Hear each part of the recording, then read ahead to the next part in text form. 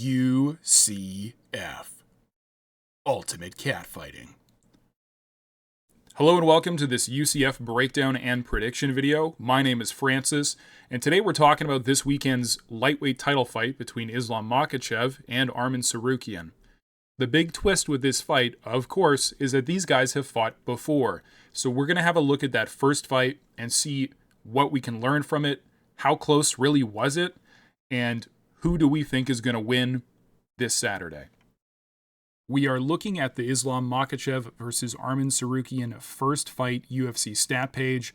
This fight took place back in 2019 and a fight night when Overeem was still in the UFC. That should tell you how long it's been. Three major points that I want you to take away from this stat page. The first is the significant strike accuracy. Arman threw a lot more to land less than Islam did. Those total strikes are going to be including a lot of body punches and knees inside of the clinch that just weren't that significant. At distance, Islam missed less. The second stat that we're going to look at quick is takedowns. Islam is picking up 4 out of 9 of his takedowns, which is way less than normal, but Arman only got 1 of 12. Now, this was the big talking point was, oh my God, someone has finally taken down Islam Makhachev. Someone finally looked like they were up to speed with what he was up to. But those numbers should tell you something. Islam was having trouble getting the fight where he wanted it, but eventually could. Arman had 1 successful takedown that surprised Islam. And to really illustrate this point, here's my third point, control time. Islam is controlling Arman for 6 minutes of this fight. Arman has just under 2 minutes of control time. That's really significant. And the reason is Arman slowed down as this fight went on. Islam did not. He built from success he had in rounds number 1 and 2. And by the time they got to round number 3, Arman was still fighting. He was still dangerous. He was still trying to reverse position. But he was relying on really athletic escapes from bottom position. He wasn't accepting bottom position just like Barboza used to in his lightweight run. The problem is, if you're using more energy to get out of these positions than Islam is using to get you into them, you're going to lose that battle of cardio. I don't think Arman has worse cardio than Islam. These guys are both the definition of peak physical condition. But if you're using all this energy to escape these positions, and then you're not able to impose that same sort of will on Islam when you get the chance, this is why this was a unanimous decision in Islam's favor. Now, how is this going to translate to their fight on Saturday? Now, before I give my thoughts on how I think this fight is going to go down, I do briefly want to go over the records of both of these guys since having fought each other, since Islam has obviously worked his way to the title and earned the title, and Arman has made his way to the title picture. Islam has fought 9 times since fighting Arman, and he's won every single one of those fights. He has fought the best of the best at lightweight. Now, on his way to the title, people wanted to say that he was being handpicked opponents and that he wasn't facing the toughest competition. I don't necessarily see it that way. Drew Dober is a mainstay at lightweight. He's not one of the best, but he's a hard night out for anybody. Thiago Moises just picked up a win. Dan Hooker, do I really have to say this is not an easy fight? Bobby Green was not an easy fight. He might be now. Charles Oliveira, obviously a difficult fight. Fighting Alexander Volkanovski back-to-back, very difficult opponent. But this was towards the end of Volkanovski's golden age, let's say.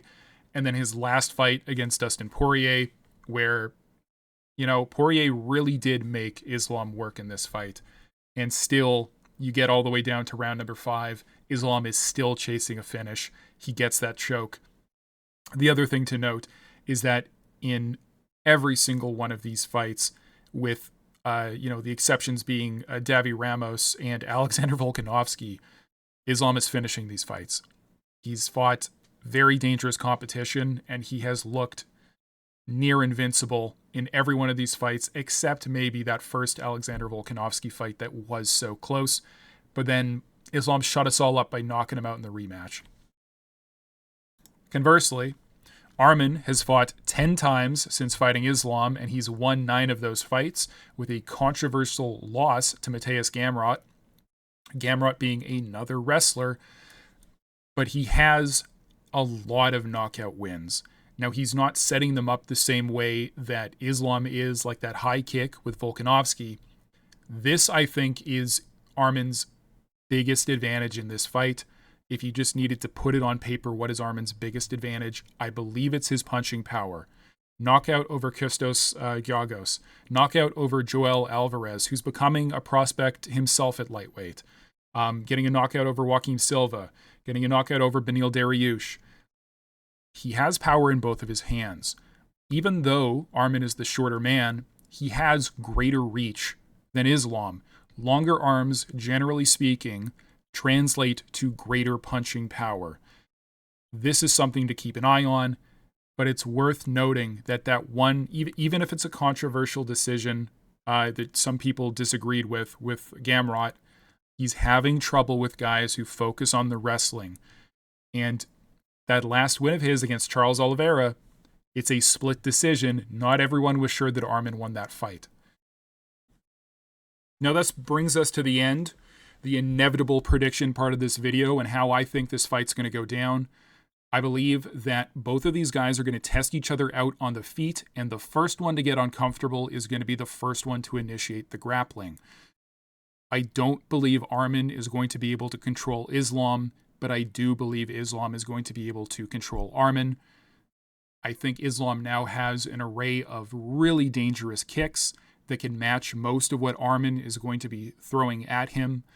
As I mentioned just previously, Armen might have a punching power advantage, but he's going to have a very narrow window of opportunity to capitalize on that advantage. Islam is the taller guy. Armen still has the longer reach. That's what I'm talking about, okay? But I don't think it's going to be enough. I see Islam working over Armen for the first 4 rounds, and it's going to be mean. It might be slow-paced at times, but Islam is never going to let Armen off the hook. He never does with any of his opponents. Armen is more likely to make a mistake on the feet than Islam, even if he does have that more impressive punching power. And in their first meeting, in the grappling exchanges, Islam was surprised by Armen's athleticism and his competence on the ground, but Islam was the guy with the better tricks.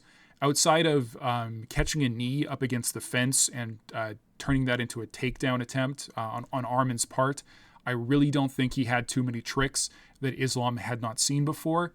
And now, having taken on Volkanovski, having taken on Poirier, having taken on Oliveira, I don't think Armen is going to be showing Islam something that he has not seen before.